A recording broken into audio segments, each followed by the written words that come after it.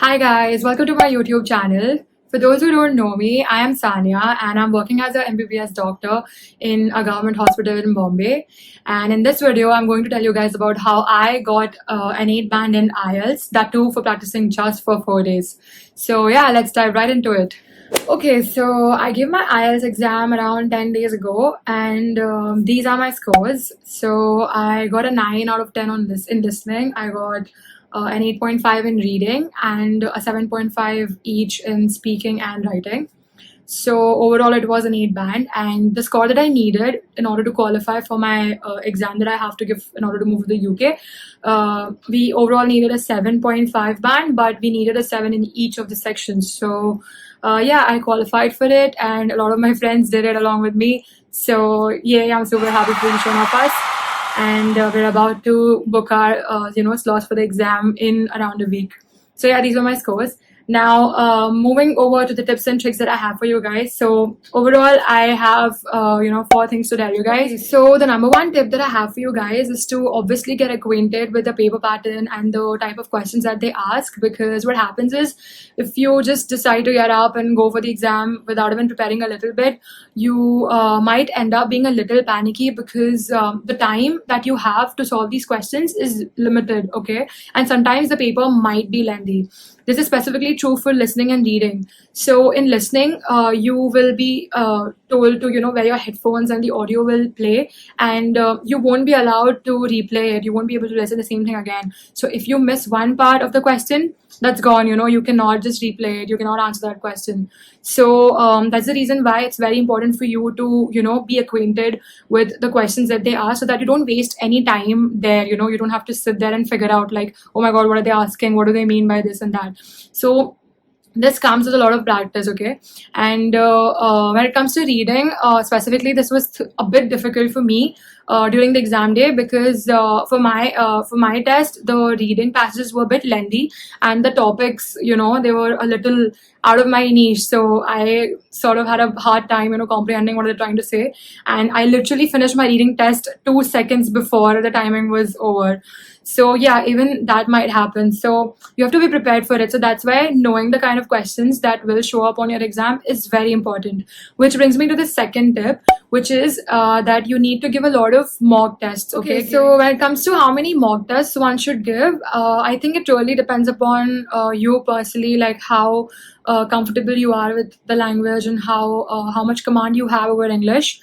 So for me personally, I gave only 2 writing tests. One was task 1 and the other one was task 2. When it comes to speaking, I barely practiced. I just prepared for like the 3 basic questions that they ask in the beginning, which are only about your home, like where you live. Then it is about your work, and it's about your neighborhood. Like these are the 3 main topics that they like to answer, that I like to ask about when it comes to speaking. And apart from that, speaking can go really anywhere. Like they can ask about whatever topic that they want to. So it's kind of impossible to prepare for it. But if you're fluent with the language, I think you'll be able to manage it. Then when it comes to reading and listening, so this was a little tricky for me, because a lot of people say that listening is easy, and then a lot of other people say that they find reading easier. So I literally got both the opinions, and I was a little scared there. So for listening, I was pretty overconfident, because the first mock that I gave, I got an 8.5. So I didn't practice at all after that. But I don't know why. I just wanted to give it another shot just a day before my exam. So I gave one mock test and I got 6. And in another one, I got 6.5. So I was pretty much scared. And this was happening literally one day before my exam. So I got panicky, and I asked my seniors, and I'm like, it's okay, sometimes the mocks are a little difficult, so that can happen. So don't worry about it. And after that, like the third mock I gave, I got better marks, so I was happy there. Then when it comes to reading, I found reading easier, but during my exam day, like I said, the paper was a little lengthy, and I was almost like gonna miss one question.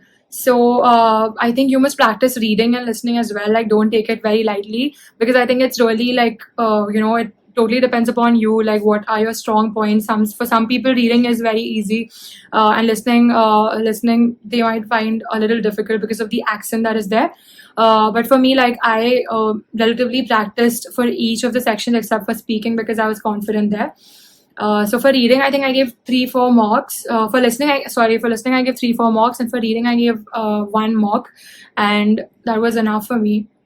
So yeah, that was my second tip. Like give as many marks as possible, and how many marks that you would feel you need to give so that you feel confident on the exam day. So the third tip that I have for you guys is to brush up your grammar and vocabulary a little bit, because these things are going to help you a lot, specifically in writing. So for vocabulary, I don't think you need, a hi-fi vocabulary, just some, usual stuff, simple things that we say on a daily basis. I think for that, the book that you get from IDP when you register for IELTS would be enough. But when it comes to grammar, you may need a little bit of, working there, because you may need to get familiar with the tenses. You need to use them properly. You need to use the punctuations properly. Then you need to, be familiar with those simple, compound, and complex sentences. So that's the major part of, learning when it comes to writing. So yeah, that would be my third tip. Okay, so these 3 tips are going to be enough to get you a decent band in IELTS with around a week of preparation. But to be honest, this is true only for people for whom like English is a native language, or people who've been speaking English since a long time, ever since their school or something. But it's for people like for whom English is not the first language. It's going to be a little difficult. So for them, the fourth tip comes into play, and honestly, like it's going to take a little bit of work for you guys to get a decent band. So I'm not gonna say that it's going to be possible within 4 days. Getting a good band for you will be possible in 4 days, because honestly, even I wasn't at this place where I am right now. Even when I was like in 11th or 12th grade, my English wasn't this fluent. My vocabulary wasn't this good. I had a lot of issues with my grammar, but I obviously sorted them out when I entered med school, because I used to watch a lot of English series and movies. So yeah, this is my fourth tip. Like for real, you should really start watching English movies and series with subtitles on, obviously, otherwise everything will go bounce up like it did for me.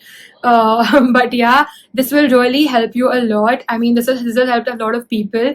I've read a lot of answers on Quora where people are saying that watching Netflix series and English movies has helped them learn more English than they could learn back in school. So yeah, this is my fourth tip, and I feel that if you start watching these series and movies, you will kind of start getting a hang of it in a month or 2, and I think that's going to be enough for you to polish your English and to polish your grammar and other things as well. And you can side by side give mock tests to figure out where you are standing. And once you're confident with your listening and speaking skills, because I think writing you will be able to do it, because it's even though people say that it's very difficult, there is a set format and there are certain tips and tricks that will help you make it very easy for you. So yeah, for people who who are scared of speaking and about listening because of the accent, watching English movies is going to help you a lot. So that's really my fourth tip for you guys. So I think we've come to the end of the video, and thank you so much for coming this far. I hope you gained some value from this video. And if you want me to make more videos about my PLAB journey, because I want to go to the UK for doing my PG, and about my internship in hospital, please let me know in the comments below. I would love to make more videos about it. Or if you want to know more about the IELTS exam, like how exactly my exam happened, what happened on the D-Day, like what was my center and everything, I can help you guys with that as well. When it comes to like mock tests, I use this free online